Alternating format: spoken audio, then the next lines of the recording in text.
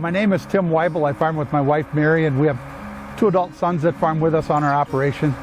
We raise about 1,800 acres of corn and about 600 acres of soybeans. We also raise about 24,000 head of hogs a year that go into the local market and get distributed by Costco. Typically we harvest some corn before we harvest soybeans, and the reason for that is we do have a lot of manure to handle, hog manure, and if we need that opportunity to spread on some ground a little bit sooner, that's what we do. Typically we start harvesting corn.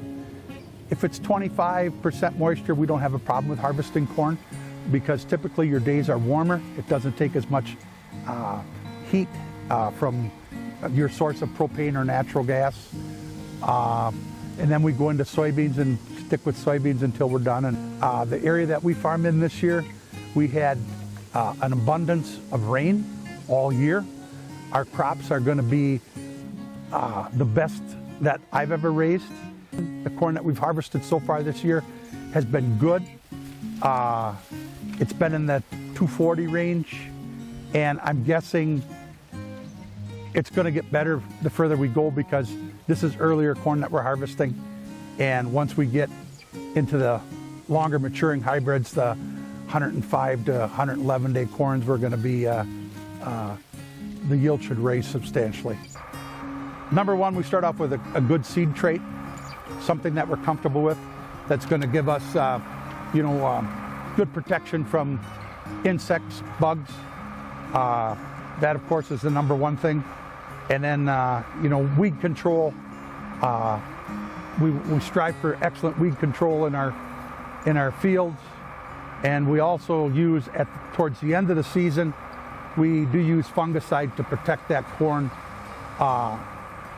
into the harvest season. When it comes to the harvesting of the crop, we take the crop and we harvest it, haul it to our home farm where it goes into a dryer. The dryer will take it from whatever moisture that is. If it's 22 or 25%, we'll take it down to about 16% when it comes out of the dryer.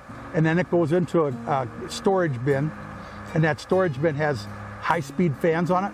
So what it does is it takes and cools that corn down, and when we cool it down, we remove another between a point to 2 points. All depends upon how the weather is when in the cooling cycle, what we use. So we strive to end up with corn in no drier than 14, but typically try to get it to 14.5 to 15. We try and do whatever we can to gently handle that corn so the corn kernel does stay whole. We know that a lot of our grain needs to go to the export market. It's very important to us that our customers are happy with the quality they get. And if they get good quality, that's certainly going to help our relationships.